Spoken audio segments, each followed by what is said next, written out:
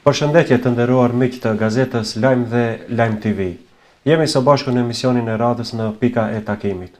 Sot kemi nderin dhe privilegjin që mysafir në studio të kemi historianin dhe profesorin universitar, zotëri Zeqeria Rexhepin, me të cilin do të flasim si për disa tema nga aspekti historik, po ashtu edhe për tema të aktualitetit politik. Zotëri Rexhepi, mirë se erdhët. Mirë se gjeta. Profesor, në kohët e fundit keni bërë disa shkrime të cilat kanë të bëjnë me procesin e krijimit të kombeve, të shteteve, të etnogjenezës ta quajmë. Cili është opinioni juaj për ne si shqiptar të Maqedonisë së Veriut, për shkak se e dim para dikun në vitin 2011 Akademia e Shkencave dhe Arteve të Maqedonisë në një enciklopedi na quajtën si ardhacak, ndërsa faktet historike flasin se ndoshta në këtë territor vetëm ne jemi autokton, pastaj në preambull quhemi si pjesë e popullit shqiptar. Cili është ai identiteti kulturor, ta them apo kombëtar i shqiptarëve të Maqedonisë së Veriut apo etnogjeneza jon prej nga rrjedh? Pikëparë njerë ju falenderoj për ftesën që me keni bërë dhe dyta ju dëshiroj sukses në punën tuaj. Besoj se kontributi juaj mund të krijojë opinion për X çështje. Rreth pyetjes që shtruat ju në të kaluarën historike, kombi shqiptar, populli shqiptar, që flet gjuhën shqipe, ka pasur sfida të shumta, sfida të cilat kanë mund të zhdukin kombe, si që janë zhdukur dhe shumë kombe të tjera. Sepse ne jemi të ngulitur në një hapësirë e cila afërsisht ndodhet midis civilizimeve perëndimore dhe lindore, pa jemi në Ballkan, por në një pjesë të Ballkanit ku në vazhdimsi kemi qenë hal në sy për sundimtarët të mëdhej, për perandorit, për pushtuesit e kështu me radhë, mirë po ja që në shekullin 21 kemi arritur që të mbijetojmë, dhe më thënë, kemi mbijetuar të gjitha sfidat në të kaluarën historike. Përsa i takon në formimit të kombeve, kjo çështje unë e kam trajtuar në disa libra të mi, edhe ka një histori. Është çështje evropiane. Kombi krahasuar me ideologjit ka mbijetuar. Ka mbijetuar dhe vazhdon të mbijetojë. Ne sot jetojmë në një treg të përbashkët evropian, që quhet Unioni Evropian, i cili përveç që është treg, është edhe një konglomerat popujsh që përpiqen të mbijetojnë dhe të krijojnë vlera në këtë hapësirë. Natyrisht, ne shqiptarët jemi në kahje të drejtë, dhe më thonë drejt Evropës së Bashkuar. Mirë po, në aspektin politik, ne si komp akoma nuk jemi formsuar, jemi formuar si komp, sepse ka qenë Shqipëria e krijuar në vitin 1912, mirë po, politikisht ne akoma nuk është përmbyllur të ne procesi i shtetbërjes, sepse kombet kanë një territor, ndërsa territoret tona janë të shpërndara, një pjesë në Shqipëri, një pjesë në Kosovë, një pjesë në Bukër e Madhe në Maqedoni, pa në Malxi, në Serbi edhe në Greqi. Dhe më thonë, jemi të shpërndar, por mbi gjitha të ne ka ndikuar mjaft kultura kombëtare. Gjuha, tradita, zakonet, ne kemi të përbashkëta. Pavarësisht se mund të jetojmë në territore të ndryshme, në shtete të ndryshme, që është një realitet politik i kohës, megjithatë ne jemi një komb.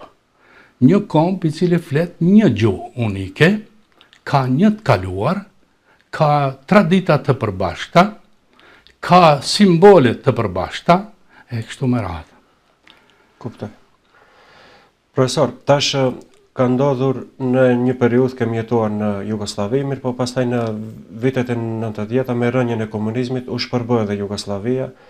Shqiptarët e Kosovës kërkonin shtetin e tyre të pavarur, ndërsa ne këtu në Maqeni që jetojmë ngelëm, si me thonë dikun të jashtë loje ta quajnë thojza, mirë po aso kohë edhe intelektualet tonë reaguan nga aspekti politik, formuan partitë e tyre politike, po pasi që ju edhe në atë periudhë keni qenë aktivisht në politikë, si erdhi deri te krijimi i partive të para shqiptare dhe cilat ishin kërkesat e shqiptarëve të asaj kohe? Historia e Ballkanit është mjaft e koklavitur. E koklavitur sepse Ballkani ka qenë i sunduar nga sistemet perandorake, Osmane njërën anë dhe Austriake dhe Austro-Ungareze më vonë e kështu me radhë, pastaj ndikimet e jashtme të fuqive të mëdhaja në rajonin e Ballkanit te popujt e ndryshëm, qoftë përmes çështjeve kombëtare gjusore, qoftë përmes ideologjive politike ose fetare.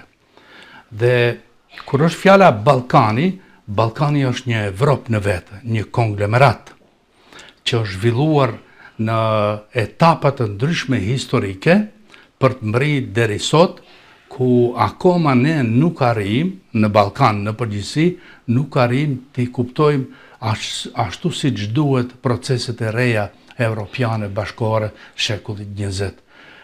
Shpeshherë ka tendenca të kthimit mbas, po ato janë zëra minor dhe proceset vajnë ka e mbarë. Kur është fjala te Jugoslavia unë e kam cekur disa herë, është një krijesë artificiale që është krijuar, tashmë nuk është ajo, por është krijuar në konferencën e Versailles dhe shpeshherë e kam quajtur krijesë e Versailles, ose një eksperiment politik i fuqive perëndimore në radh parë Francës dhe Anglisë, të cilët dëshironin që të krijojnë një hapësirë territoriale politike për t'i shuar zjarret, vatrat e krizës në Ballkan. Cilat ishin vatrat e krizës? Vatrat e krizës ishin çështja shqiptare, një e pasgjidhur, sepse në Londër shqiptarët u ndanë në dy pjesë, në pjesën kombëtare që jetonte në Shqipëri në Londrës dhe në pjesën tjetër e cila mbeti në territoret e mbretërisë së Jugosllavisë ose më herët mbretërisë SKS. Në luftën e dytë botërore, komunistët u bën thirrje, u bën ftesë, i grishën popujt që të marrin pjesë në luftën antifashiste dhe çështja kombëtare do zgjidhet mbas luftës. Shqiptarët u tradhtuan. Jo vetëm shqiptarët, po edhe popujt tjerë, po në veçanti shqiptarët u tradhtuan. Pse? Sepse Jugoslavia mbeti Jugosllavi, shqiptarët nuk u pranuan si kombë, që t'jetë e keqja më e madhe, akoma, shqiptarët e Jugoslavisë, ato që mbeten jashtë konferencës së Londrës, ato u copëzuan edhe më tepër. Një pjesë mbeten në Malzi, një pjesë territoriale bukur e madhe. Një pjesë mbeti në Serbi, një pjesë e madhe bukur në Maqedoni, dhe një pjesë u krijua një entitet formal, juridik, Krajina Socialiste e Kosovës, e cila ka vuajt të zezët e ullirit në një periudhë kur në Jugosllavi diktatura e krahut të Rankovicit, Stevanovićit dhe shumë të tjerëve ishte shumë e fuqishme, krahu serb, nacionalist, dhe kjo çështje, domethënë, shqiptarët filluan të marrin frym pak lirshëm pas rënjes së Rankovicit, ku konfrontimit me krahun sloveno-kroat në anën e cilit ishte edhe Tito, arriti që të argëzoi këtë lobin nacionalist në krye me Rankovicin në konferencën e Bujanit. Nga kjo periudhë, do më thonë, nga vitet 66, 68 e këndej, shqiptarët filluan të marrin lirshëm frim, por duhet ta ceki se kjo ishte vinte në shprehje në Kosovë, në pjesët tjera nuk vinte në shprehje. Në Maqedoni, shqiptarët vazhduan të mbeten eksperiment e politikës copy-paste serbe, Beogradit. Kështu që edhe mbas viteve 80, kur filloi antishqiptarizmi në Jugosllavi, në Maqedoni, shqiptarët ishin më të goditurit nga të gjitha pjesët shqiptare. Shqiptarët nuk mund të gjenin punë në Maqedoni për mbijetesë. Edhe ato pak njerëz intelektual që ishin në punë përjashtoheshin, largoheshin për një fjalë goje. Rreth çështjes rënjes së komunizmit, unë do të them si historian, komunizmi ka rënë në Bashkimin Sovjetik, ra gjithandej në Evropë. S'kishte se si mos bjerë në Shqipëri dhe në Jugoslavi. Por rënje e komunizmit në Jugoslavi shkaktoi edhe rënje në shtetit. Sepse aparati komunist ishte i tillë që dominonin serbët, gjithandej.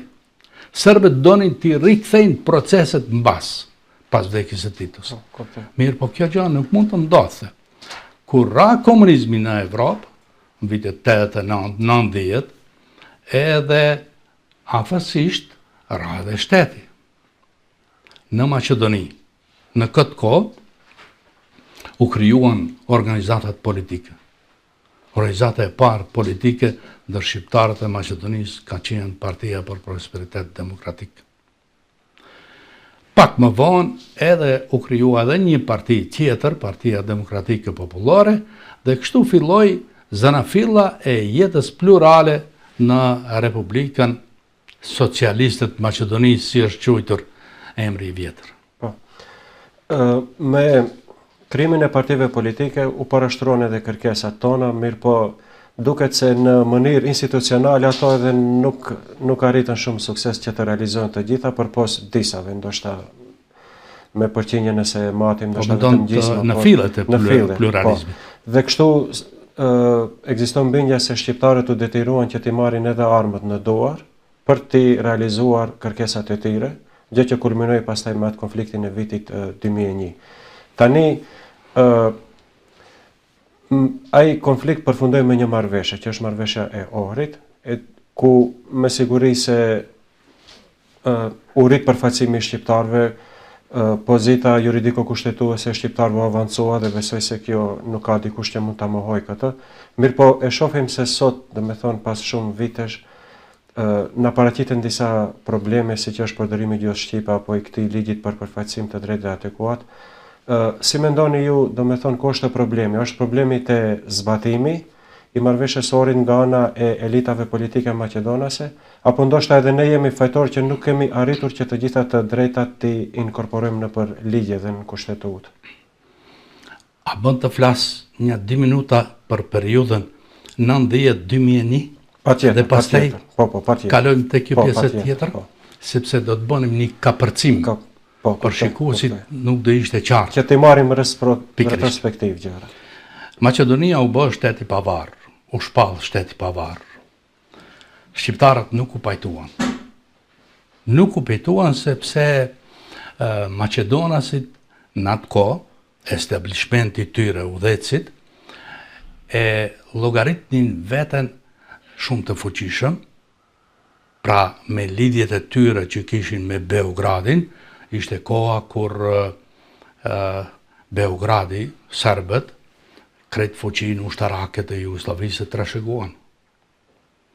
Dhe maqedonasit si krah i tyre, që kishin bashkjetuar në Federatën Jugoslave, e ndjenin veten shumë fuqishëm. Nga ky prizëm u vendosen gjërat në Kuvendin e Maqedonisë ose Parlamentin e sotëm.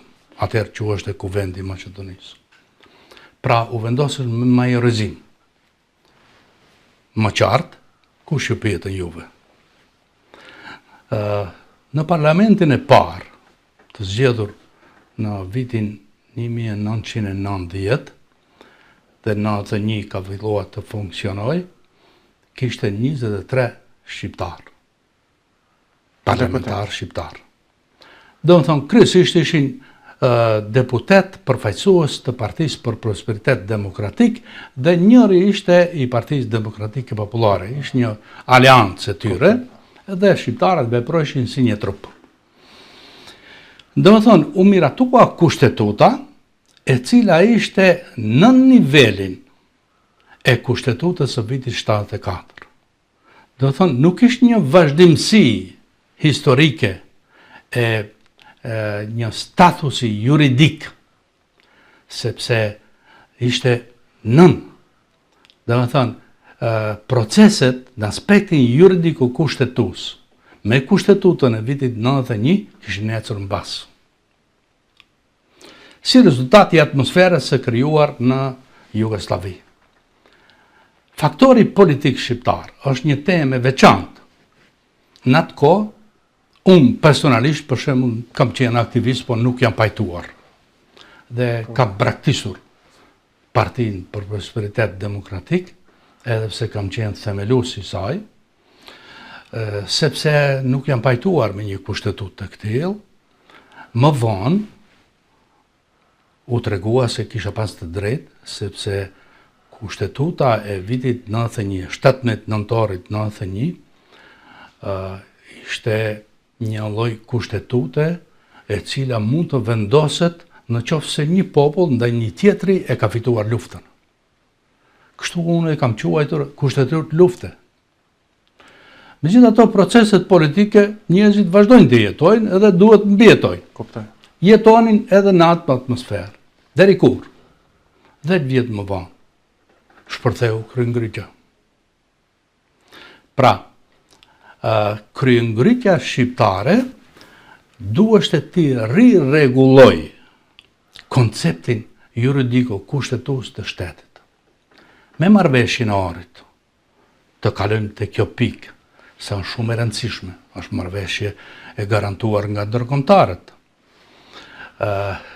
U ndrua kushtetuta, u ndrua dhe koncepti politiko-juridik i shtetit. Dhe më thonë, Maqedonia, tani e tutje, do t'jetë shtet multietnik, ose shtet qytetar në atë zhargonin modern. Dhe më thonë, ky territor është të gjithëve që jetojnë aty. Pra, kush jeton? Ato du të japin statistikat, kush jeton. Sipas statistikave të fundit, në Maqedoni, përveç të tjerëve, jetojnë 30% shqiptar. Edhe pse unë besoj se shqiptar ka më shumë, megjithatë do të përmbahemi statistikës, janë 30%. Tani ju vetë, Florian, jeni jurist. 30% që e një bashkësie etnike, gjuha është identitet. Gjuha shqipe është identitet, i një kombi. Kur 30% e një popullate flet këtë gjuhën shqipe, a duhet jetë zyrtare? Nuk duhet diskutohet. Në rajon, për shembull, serbët, sipas regjistrimeve, janë 5%. Le të jenë 6%, ajtë. 6% në kushtetutën e Kosovës, Republikës Kosovës, shtetit më të ri në Evropë, shkruan në nenin 5. Unë nuk jam jurist. Megjithatë, di të lexoj gjërat. Në nenin 5 shkruan sakt. Gjuha shqipe dhe gjuha serbe janë në përdorim zyrtar në krejt territorin e Kosovës. Është shumë e qartë. Tani, 5% është në përdorim zyrtar dhe 30% nuk është në përdorim zyrtar. Tani, marrëveshja e Ohrit është një lloj kompromisi ku pjesërisht janë tërhequr maqedonasit nga kërkesat maksimaliste, dhe pjesërisht janë tërhequr edhe shqiptarët. Nga çfarë janë tërhequr? Janë tërhequr nga Bashkimi Kombëtar, sepse askujt ne nuk mund t'i themi asnjë njeriut. Nuk them vetëm për shqiptarët, edhe popull tjerë kanë dëshirë që të edhe serbët e Bosnës duan të bashkohen me Serbinë dhe të jetojnë me një shtetë. Po pse shqiptarët duhet të jenë të anatemuar në këtë drejtim? Edhe shqiptarët tash, në qofse i gëzojnë të gjitha drejtat juridike kushtetuese në këtë shtet, atëherë shteti është një e mirë të gjithëve. Atëherë domethënë nuk e mbajnë mendin të Bashkimi Kombëtar, sa e mbajnë mend gjermanët e Zvicrës apo francezët ose italianët për shembull. A duan ato njerëz të bashkohen me Gjermaninë ose me Francën? Jo be kur, sepse më mirë jetojnë në Zvicër se sa në Gjermani që jetojnë. Prandaj, unë këto e dëshiroj, që Maqedonia të jetë një Zvicër, në aspektin ekonomik, në aspektin e drejtave juridike kushtetuese, në aspektin e drejtave kulturore, ku hinë edhe gjua. Dhe nuk duhet ketë asnjë kontestues. Ma në fundit, do ta them edhe këtë, për herë të parë është që e them. Maqedonasit shumë më mirë do bashkëjetojnë në këtë shtet me shqiptarët, se sa me bullgarët ose me serbët. Pse? Sepse me shqiptarët kanë linja ndarës, linja të kuqe. Edhe në aspektin gjusor, kulturor, historik, edhe në aspektin fetar, kanë një linjë ndarës. Nuk janë shumë përzirë. Po të bëhet kishtet një aleancë, hipotetikisht, me Serbinë ose me Bullgarinë, po ato janë shtetet fuqishme, tendencat për t'u asimilu, edhe për të asimilu popullin Maqedonës në Maqedoni, janë shumë më të afërta, shumë më të lehta se sa me shqiptarët. Me shqiptarët ruhet be kishtet? Profesor, kjo mendoj se lidhet edhe me një temë tjetër për të cilën edhe ju keni edhe libra të shkruar edhe shkrimet tjera për integrimet në Unionin Evropian. Dhe tani qëndrimi i fundit i Partisë Maqedonisë e cila është në pushtet është se ato kategorikisht refuzojnë të bëjnë ndryshimet kushtetuese dhe të futin bullgarët në preambull, gjë që pengon pastaj procesin e integrimit. Mirë po siç e tha, do me thonë një pjesë 30% që janë shqiptar, që nuk i kanë këto probleme identitare dhe tani parashtrohet pyetja se tani ne mbetemi peng i politikave të kësaj elitës politike maqedonase për integrimin në Unionin Evropian. Si i shihni këto punë në këtë drejtim? A shifet diku ndonjë dritë në fund të tunelit, apo si mund maqedonasit dhe bullgarët të zgjidhin këto çështje të tjera të brendshme? Florian, problemet nuk janë te Evropa, problemet janë te ne. Dhe më thonë, te ne popujt e Ballkanit, që akoma nuk jemi pjesë e Evropës. Pse janë pjesë të Evropës slovenët? Ju kujtohet formula, sigurisht ju keni qenë shumë i ri atëherë kur slovenët, liderët sloven, thonin Evropa zdaj, Evropa tani. Do të thonë për vitin 90-91. Mirë po, të tjerët shkonin në kaje të kundërt. Për që kush mund t'i binte në atë kohë? Serbët, ato kishin ambicje për Serbit madhe, për luftra, kjo ishte kaje të kundërt. Ishte logjik anti-evropiane.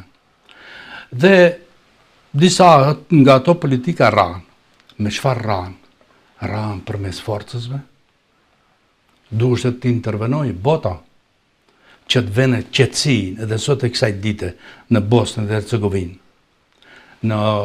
Duhet të intervenoj në vitin 99 të shkatroj makinerinë ushtarake serbe, sepse donte me dhunë të mbaj një popull të tërë në sundim, në koloni.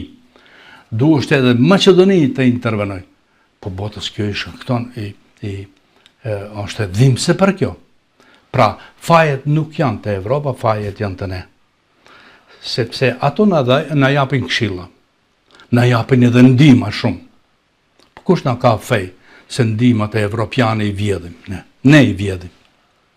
Domethënë, lene që nuk ndërtojmë diçka, ose lene që nuk përmisojmë jetën tonë, po dhe shkojmë t'i vjedhim. Sa afera ka pas, edhe ka, dhe vazhdon të ketë. Domethënë, jo vetëm mundin e popullit tonë, edhe mundin e popullit evropian e vjedhim. Korupcioni jo gjithandej. Dhe kush i ka fajet për këta evropianët, që na dhurojnë neve para, ndihma, ne veti kemi fajet. Edhe në proceset politike veti kemi fajet. Sepse nuk ulemi që të merremi vesh. Ne bisedojmë për të mos u marrë vesh.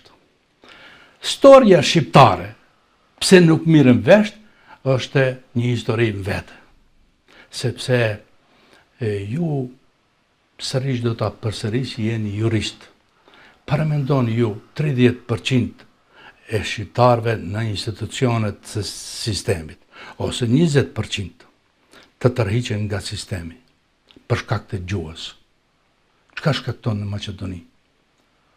Shkakton tërmet në Maqedoni?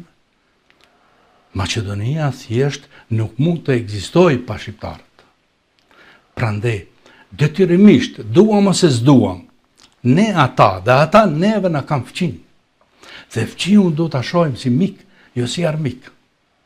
Po problemi është te politika sërish, sepse politika shikon më lehtë është të marrësh vota në çështjet nacionale. Disa çështje janë përmbyllur. Megjithatë, çështja e flamurit për shembull.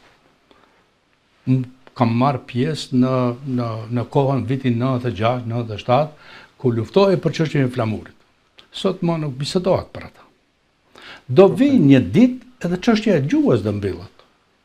E tash, shqiptarët janë tolerantë megjithatë. Sepse ne nuk kërkojmë që Shqipja të flitet në Strumic, bie fjalë, ose në Koçan. Po Shqipja të flitet në Shkup, në Kumanov, në Tetov, në Gostivar, aty ku jetojnë shqiptarë. Si do ta rregullosh në mënyrë institucionale? Po u takon aty në profesionistëve që të shkruajnë letrat, të shkruajnë edhe shqip edhe maqedonisht. Pse jo? Kuptoj. Profesor, këto të kthehemi te funksionimi i partive politike të shqiptarët, këtu tek ne. Në dy ciklet e fundit zgjedhore kemi pasur vetëm dy koalicione, apo kemi patur një sistem bipolar, krahasim me të kaluarën kur ka pasur më shumë parti. Si mendoni ju, a është kjo zgjidhja e duhur që të kemi vetëm dy parti tek e fundit, edhe pastaj ato parti të ndahen në mënyrë ideologjike, apo ndoshta për demokracinë më shëndetshme është kur ka edhe më shumë parti? Sepse parashihet tash formimi i disa partive tjera shqiptare, mendoni se kjo do ta dobësoj faktorin politik shqiptar? Ta përmendim një fakt tjetër? Po. Në vitin 93, Partia për Prosperitet Demokratik u përqa, u nda në dysh. Njëri ishte krahu i PPD-s dhe tjetri ishte krahu që më vonë u quajt PPD-sh. Dhe një kohë gjatë e kemi bajt akuzën, edhe unë një nga ata, si përqarës të partive politike. Atëherë ishin vetëm 3 parti. PPD, PPD-sh edhe Partia Popullore që më vonë u bashkuan. Sot sa parti kemi? Plot. Sa të duash. Çdo mahall.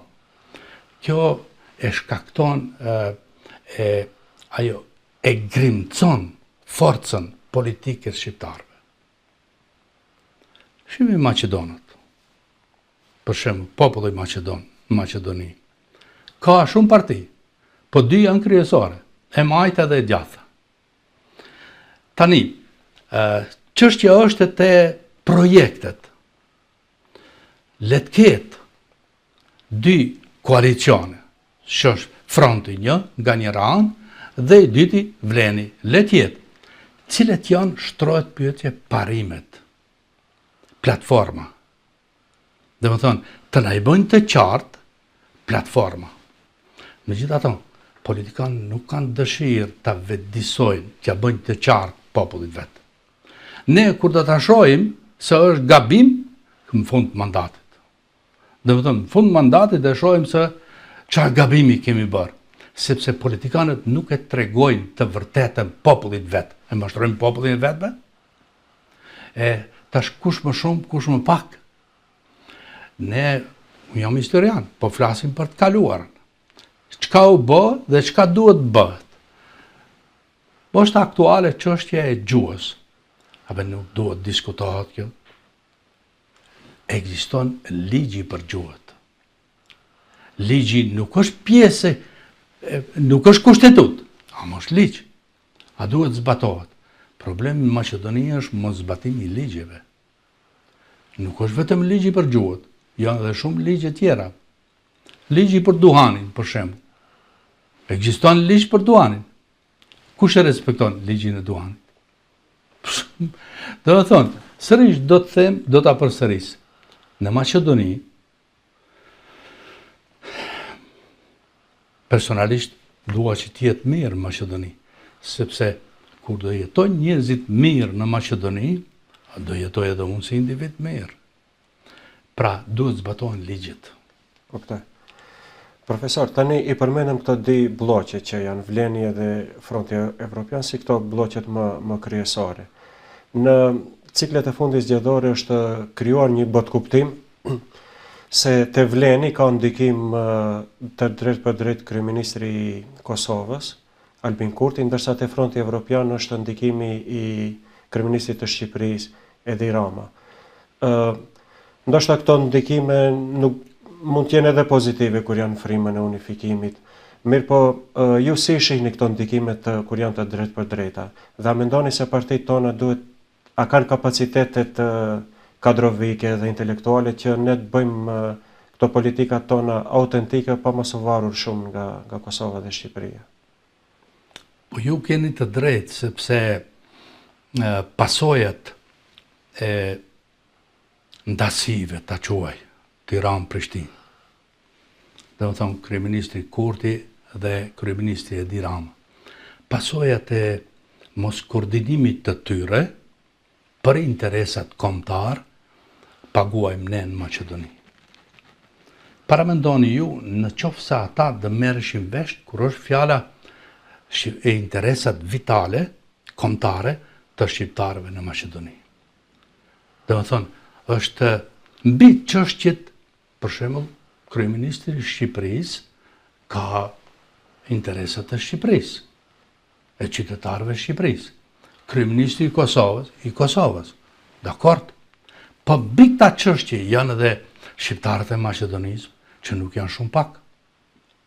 Sepse unë kam menduar edhe kam besuar se mbas çlirimit të Kosovës dhe stabilizimit të Shqipërisë, politikat e Tiranës dhe të Prishtinës do kontribojnë për gjendjen e shqiptarëve në Maqedoni, për interesat e shqiptarëve në Maqedoni. Dhe kjo nuk ndodhi, për fat të keq. Tani, kjo që po ndodh të shqiptarët në Maqedoni, ka një përçarje kështu, është pasojë e aty në dy qendrave, por mos harrohet një gjë.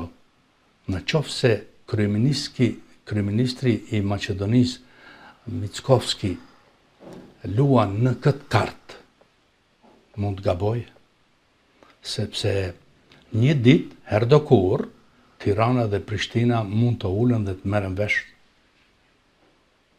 Dhe pastaj mund të jenë hesapet ndryshe. Për çfarë? Jo për të prish shtete, sepse shtetet nuk prishen. Megjithatë, për të rregulluar disa gjëra. Tash marrëveshja e Ohrit, që është në themel, ka rregulluar disa gjëra. Janë ndoshta gjysmake, por ato që janë gjysmake janë lënë me qëllim të tilla. Pse? Është çështje politike. Ti si zyrtar, bie fjala, si udhëheqës i një institucioni, Të varet prej teje si do t'i udhëheqish çështjet. Pra, studentët, mos lejo studentët të ngrihen në demonstrat, kërkojnë provimin në gjuhën shqipe. Është anakronike kjo. Dhe të flasish bën zbën. Pse me u tall me gjuhën shqipe nuk tallet? Sepse do të tallemi me krejt kombin, me identitetin kombëtar shqiptarëve. Prandaj, unë mendoj se pavarësisht interesave të ndryshme politike, të frontit apo të vlenit, për çështjen e gjuhës duhet të jetë një fjalës. Duhet gjenë zgjidhjet përbashkët. Sepse jetojmë në paqë, e duam paqën, nuk duam luftë. Tani, pse ti ngatrojmë vetveten edhe të tjerët t'i futim këtë vorbull? Po, kuptoj. Profesor, të dalim pak nga territori i Maqedonisë dhe të flasim shkurtimisht edhe për Kosovën, sepse atje është aktuale kjo çështje e zgjedhjes së presidentit. Tani, aty partitë asesi që të merren vesh për të zgjedhur një president, pavarësisht tani ta quajmë konsensual apo si ta quajmë, sepse me këto presidentet konsensual kemi përvojë këtu edhe nga Maqedonia, mirëpo atje janë rrethana tjera, mirëpo sot pat një optimizëm se ndoshta ndonjëri nga antarët e familjes Jashari ndoshta mund të propozohet për president, pastaj ta votojnë të gjithë. Mirëpo ajo që mendoj se është e dëmshme nëse tani Kosova detyrohet që të shpallë zgjedhje të parakohshme parlamentare, vetëm për shkak të mosgjedhjes së presidentit, mendoj se është një farë dështimi i demokracisë, ta them, apo i konsensusit, dhe këto shtetet tona fqinje armike t'i quaj, ndoshta atyre mund të shkojnë në favor të tyre se jashtë shqiptarët nuk arrin të gjejnë një konsensus për një president konsensual. Si i komentoni këto zhvillimet e fundit në Kosovë? Unë mendoj, Florian, se çështja është e zgjidhshme, sepse juristët të cilët e kanë parapa kushtetutën e Republikës Kosovës, besoj ata nuk e kanë parapa se mund të vijë një gjendje e këtij. Të në qenë një gjendje blokade. Dhe më thënë, një organizat politike, ta quaj, vetëvendosje ose me aleatët e vetë, nga populli e ka marrë votën, 51% nëse nuk gabohen. Edhe ajo duhet të qeverisë me Kosovën. Tani, a duhet ta ketë edhe presidentin? Mendoj se e ka krye parlamentarin, e ka krye ministrin, nuk është patjetër që ta ketë edhe presidentin. Albin Kurti mendoj se është pak kokfort, se don ta ketë edhe këtë pushtet. Humb kuptimi i demokracisë. Edhe i konsensusit. Se nuk ja jep opozitës. Po nga ajo që informohemi, opozita nuk nxjerr kandidat. Më kuptoni? A më shihet ndonjë hile këtu mbas? Nuk e di, koha do të tregoj. Megjithatë, kjo është e zgjidhshme. Cili variant sipas meje do ishte më e lehtë? Me një ligj, një vendim parlament që presidentin ta zgjedh popull. Si këto në Maqedoni që është, si në Maqedoni. Po pikërisht. Po, që të mos krijohen këto. Edhe në të ardhmen nuk do ketë, sepse nëse ka vendos gabim, populli be ka vendos. Kuptoj. Se kjo mund të përsëritet edhe pastaj edhe herë të tjera, mos marrëvesh. E thash pak më parë, pse edhe presidentin nuk ka nevojë ta ketë edhe presidentin në vetëvendosja, për shembull. Sepse nuk është mirë që të gjitha krerët e shtetit të jenë të një partije politike, se mund shfaqen tendenca autokratike. Po, kuptoj. Prandaj duhet jemi pak zemërgjar. E tash nuk kanë të drejtë njerëzit që kanë fituar bie fjala 7% të votave, edhe të bëhet president. Po nuk mund të bëhesh president se me vota. Po do të thonë, ata që kanë fituar më shumë vota, ata do të bëhen president. Ata kanë të drejtën ta kenë nga radhët e tyre. Profesor, kisha vetëm edhe një pyetje, do të thonë për në fund, është një çështje e cila na brengos të gjithëve, ajo është çështja e emigracionit. Si që e shohim këto fshatrat po zbrazen, ka shkolla fillore që mbyllen, ndërsa rasti më i fundit ishin zgjedhjet lokale ku në di komuna shqiptare nuk u arrit as censusi prej 33%, censusi i daljes në zgjedhje, kam fjalën. Si mendoni ju, a ka ndonjë gjasë që ky emigracioni masiv që të ndërpritet? Ose ndoshta pse jo edhe ato që janë larguar të kthehen një ditë? Emigracion ka në të gjitha vendet. Dhe më thonë, jo vetëm të ne, edhe Gjermanët të vizin. Kuptoj. Edhe do të ketë, në vazhdimësi. Kur është fjalat e mërgata shqiptare, këta popull tjerë, edhe këta fqinjët tanë, nuk e kuptojnë atë lidhshmërinë e shqiptarit për vendin amë. Nuk e kuptojnë. Kudo që të shkoje shqiptari, do investoje në vendin e amë. Në qoftë se nuk është larguar një kohë gjatë, në qoftë se nuk investon në çështje punësimi, apo diçka tjetër, apo një shtëpi dhe dreqe, një banesë dhe e mare, është shumë i lidhur me vendlindjen.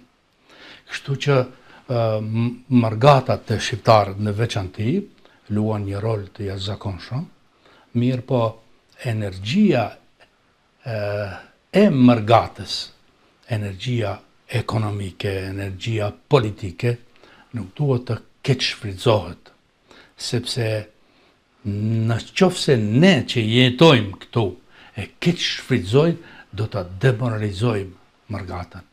Mërgata është shpirti i kombit. Kuptoj. Profesor, unë ju falenderoj për kohën që nda që të jeni pjesë e emisionit tonë dhe ju falenderoj për këtë bisedë kaq të sinqert dhe kaq të hapur. Faleminderit. Nuk na takon që t'jemi ndryshe. Po, faleminderit. Faleminderit dhe juve.